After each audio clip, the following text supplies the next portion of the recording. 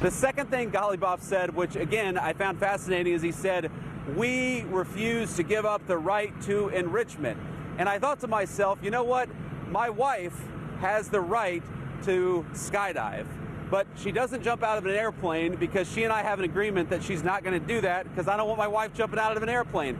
We don't really concern ourselves with what they claim they have the right to do. We concern ourselves with what they actually do. And I think the president's been very clear on the enrichment question. Our position on that has not changed. I really don't want to hear about women's rights. Skydives. And rights. You can't. And women. Well, I mean, J.D. Vance. If that's your takeaway. Don't start the morning that way. My takeaway, Willie, is that was such a confusing so messed analogy. My teeth hurt right now. I'm still trying to figure it out. Yeah. I also didn't know you were allowed to give your wife rules of things she can't do. I need to write a few down. That's how we operate. Who told us that? Women across America have rules that I never grew up with that kill them. So that's where we are. Wow, okay. Want to start the morning this way? Well, I guess that took a short turn. Well, Sheesh. when J.D. Vance is talking about his wife's rights. Yankees doing okay? Lost a tough one last night to the A's. You never want to lose to the A's, Joe. You know? He went to the Red Sox yesterday. Yeah, They win? went to the Red Sox game. They won. He got the funniest text from Jonathan Lemire. It was 35 degrees. I happened to be seated next to the great and legendary How cool is James this? Taylor and his wife, I'm wonderful, jealous. and family, his family. Oh, just the sweetest, most wonderful guy, and wife and son. They're just great people. But halfway through the game, I guess they had shown us on Nesson, sitting there, and I get a text from Lemire, and he said, one of America's great singer-songwriters is in the house today. Also James Taylor. So I said, thank you very much. He's a big independent Council of Funk guy. Yeah, what can you say? You know? He showed the text to him, and I liked it a lot. Yeah, exactly. Exactly. We have Richard. I heard Richard there. We're gonna get you talking about the Masters in a minute, but before we do that, we're kind of in the middle of a mess right now. Ceasefire, and I thought your column yesterday was great. You also have the Wall Street Journal echoing a lot of your sentiments that this ceasefire is questionable, to say the least. A great Wall Street Journal article, and I'm sure you've heard from people from the region, as I did all day yesterday, that they're horrified. Our allies said this is not where the war can stop. And actually, there's no regime change. I mean, the regime is actually part of the old regime, except it's more hardened. You've got the Revolutionary Guard, the most hardened elements running it, number one. Number two, you have no ridding of the 970 pounds of nuclear material. And by the way, a lot of people say it's nearly weapons grade because they're talking about 90%. No, the bombs we used, Hiroshima and Nagasaki, were 60%, which is what Iran has right now. There were elements of 60% there. So they still have the ability to create at least a dirty bomb and level many cities with that, with the nukes that they still have. And the Strait, I mean, let's just face it, we're in a worse situation with the Strait now than we were before. Much better before the war started. Now you have Iran either controlling the Strait or sort of this quasi-agreement with the Strait. And finally, I just want to end, because you also touched on the fact that the remarkable reporting by Maggie Haberman and Jonathan Swan about how this war began. And Netanyahu just walked us down the primrose path to this war and just played everybody. And it's fascinating that Marco Rubio even admitted we went to war because Netanyahu was going to war, so we had to go to war. And so that's how the war started. And right now, this 2-week ceasefire, which again is the most ambiguous ceasefire, we have no idea what it really means. But now you have Netanyahu continuing his efforts to blow up half of Lebanon and refusing to adhere to the basic terms that Donald Trump said we could probably get to, and saying he's not ready to end this war. And of course, Netanyahu will never be able to end a war because, as everybody's been saying for several years now, the second war's end, he gets tried and probably goes to jail. So it's just been an endless war. And yes, that's something we have been saying for years now. That's something, there's deep reporting on this. So we are still being led around by Benjamin Netanyahu, who does not want this war to end and will not agree to any ceasefire terms. Yeah, we ought to be pushing back very hard against the Israelis in Lebanon. You know, Joe, I can imagine intelligence coming in about, say, Iran changing the status of its nuclear material. And you might say, you should say, that would be existential. The United States and Israel should be prepared to respond to that. But what the Israelis are doing right now in Lebanon, I would argue, is not, shall we say, existential. This is not something they have to do. So to be blunt, we ought to tell them to knock it off, remove the pretext from Iran for what they're now doing with the Strait of Hormuz. But we also ought to lean very hard on Iran. And again, I still think the administration's making a major mistake by letting them get away with this. They are still getting revenue, more, as you pointed out yesterday, I think it was more revenue than ever before because of higher prices and the fees they're charging. We ought to basically, again, say, knock it off.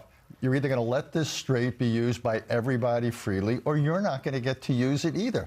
Put a blockade out there in the Gulf of Oman and just shut it down. Give them a choice and go to their buddies in India, Pakistan, China, and so forth and say, hey, you guys are dependent on getting oil from Iran. Well, tell them to open up the strait for everybody.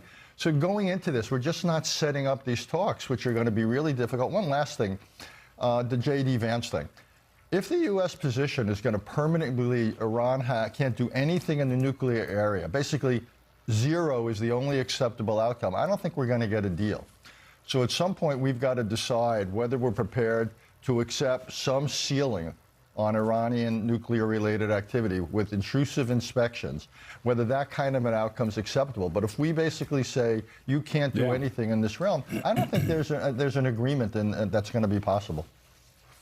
Yeah, and Willie, once again, just a childlike actor over at the Pentagon, holding a press conference yesterday talking about how Iran's been humiliated and this and that. I mean, first of all, it's not true. Iran's sitting there going, wait a second, we're making more money now than we were making before the war started. Okay, check. They also just don't think. We also control the strait now in a way we never could have dreamed of trying to control the strait before. Check. We have now proven to ourselves we can take the toughest blows that the United States sends us, and we can stay in this fight and make their life more difficult than our lives. I mean, the idea, and this is something, again, that I heard from people across the region yesterday, the idea that these terrorists that are running Iran give a damn about whether bridges are blown up, give a damn whether the Iranian people are suffering, give a damn about anything but holding on to power. That's as preposterous as saying Hamas was concerned about how people in Gaza were being punished for Hamas's sins. So, again, they're just wild miscalculations. And to see General Kane have to stand there while Pete Hegseth is doing all of this like third grade chest thumping, like he's out on the on the playground, and then General Kane having to say, well, we're still basically at war and Americans could still die here. It's just, again, I'm just shocked, really am, that Donald Trump at this late stage, with Pete Hegseth humiliating him and the administration every day with his stupid routine, third grade routine. I'm just shocked he's still allowed to go out there in front of a microphone, because he just embarrasses himself and he sets Donald Trump and this administration and this country up for continued humiliation at the hands of the Iranians. Yeah, I mean, he's talking yesterday, and we carried it live, about a great military victory, effectively suggesting the war is all but won. And because of this great military victory, he's describing it forced Iran to the negotiating table, which is not quite how it played out, as we explained yesterday. And this 10-point plan presented by Iran that President Trump has called, quote, workable, is completely in favor of Iran. Everything inside this 10-point deal that now is the foundation of a negotiation favors every objective that the Iran and this regime has had for these decades and decades. So, you know, Pete Hegseth is one thing we know from the reporting we saw in the New York Times yesterday on the front page that we talked about quite a bit. That General Kane in the room that day, in the Situation Room, was one voice that did say, in a direct quote in the piece, be skeptical of Israel in this. They are trying to lead us into this war so that they can continue the war.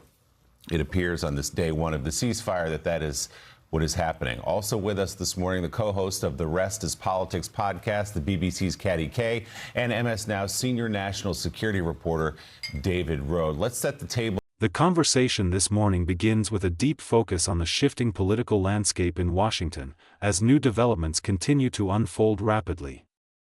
Lawmakers are returning to Capitol Hill amid rising tensions over budget negotiations, and there is a growing sense that both parties are bracing for another major standoff. Insiders are signaling that behind closed doors, discussions have become increasingly strained, with little agreement on key spending priorities. At the same time, the White House is attempting to project confidence, emphasizing stability and a commitment to avoiding a shutdown, but critics argue that the messaging does not match the reality of stalled progress. At the center of the discussion is the latest economic data, which is sending mixed signals. On one hand, job growth appears steady, and certain sectors are showing resilience despite global uncertainty.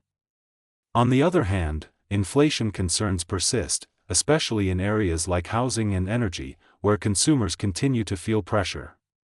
Analysts are debating whether the current trajectory suggests a soft landing or if deeper structural issues are being overlooked. Some economists warn that the combination of high interest rates and slowing consumer spending could create a challenging environment in the months ahead. Meanwhile, the political implications of these economic trends are becoming impossible to ignore. With the election cycle heating up, both parties are framing the narrative to their advantage. Supporters of the administration argue that progress has been made under difficult circumstances, pointing to infrastructure investments and job creation. Opponents, however, are highlighting rising costs of living and questioning whether the policies in place are sustainable long-term. This divide is not only shaping campaign strategies but also influencing how legislation is being approached in Congress. Another major topic dominating the conversation is foreign policy, particularly ongoing tensions in several key regions around the world. There is increasing concern about how these international developments could impact domestic priorities, especially when it comes to defense spending and diplomatic strategy. Officials are carefully navigating these challenges, attempting to maintain alliances while also addressing emerging threats. However, critics argue that the current approach lacks clarity, and they are calling for a more defined long-term strategy. Back at home, there is also growing attention on the judicial system, as several high-profile cases continue to make headlines. These cases are not only significant in their own right but are also contributing to a broader debate about the role of the courts in shaping public policy. Legal experts are weighing in on the potential implications, noting that some of these decisions could have far-reaching consequences for years to come. This has sparked renewed interest in judicial appointments and the confirmation process, adding another layer of complexity to an already tense political environment. In addition to these major issues, there are ongoing discussions about media coverage and public perception. The way stories are being reported and interpreted is playing a crucial role in shaping public opinion. There is a growing awareness of how narratives are constructed and the impact they can have on political discourse. Some commentators argue that the media landscape has become increasingly fragmented, making it more difficult for audiences to find common ground. Others believe that this diversity of perspectives is essential for a healthy democracy, even if it leads to greater polarization. As the program continues, attention shifts to key voices from both sides of the aisle, offering their perspectives on the current state of affairs. Interviews with lawmakers, policy experts, and analysts provide insight into the challenges ahead and the possible paths forward. These conversations highlight the complexity of the issues at hand and underscore the difficulty of finding consensus in such a divided environment. Despite these challenges, there are also moments of agreement, particularly when it comes to the need for stability and effective governance. The discussion also touches on the role of voters, emphasizing how public sentiment is evolving in response to these developments. Polling data suggests that many Americans are feeling uncertain about the future, with concerns about the economy, healthcare, and national security topping the list. This uncertainty is likely to play a significant role in upcoming elections, as candidates attempt to connect with voters and address their concerns. The question remains whether any single message will resonate broadly enough to bridge the existing divides. There is also a focus on younger voters and their growing influence in the political process. This demographic is increasingly engaged and vocal, particularly on issues such as climate change, education, and social justice. Their priorities are shaping the conversation in new ways, and political leaders are taking note. However, there is still debate about how effectively these concerns are being translated into policy, and whether the current system is equipped to address them. As the first half of the program comes to a close, there is a sense that the challenges facing the country are both significant and multifaceted. The interplay between economic conditions, political dynamics, and global events is creating a complex environment that requires careful navigation. While there are no easy solutions, the ongoing dialogue reflects a continued effort to understand and address these issues. As the conversation continues, the focus shifts more directly toward the strategies both parties are developing as they prepare for the months ahead. There is a noticeable emphasis on messaging, with political operatives working to refine how they communicate complex policy issues in a way that resonates with everyday voters. The challenge, as discussed by several analysts, is balancing clarity with accuracy, especially in an environment where misinformation can spread quickly. Campaign teams are increasingly relying on digital platforms to reach audiences, but this approach comes with its own risks, including the amplification of partisan divides. Attention is also given to the role of key swing states, which are expected to play a decisive role in upcoming elections. These regions are seeing a surge in political activity, with candidates making frequent visits and investing heavily in local outreach efforts. The issues that matter most in these areas often differ from national talking points, requiring campaigns to adapt their strategies accordingly.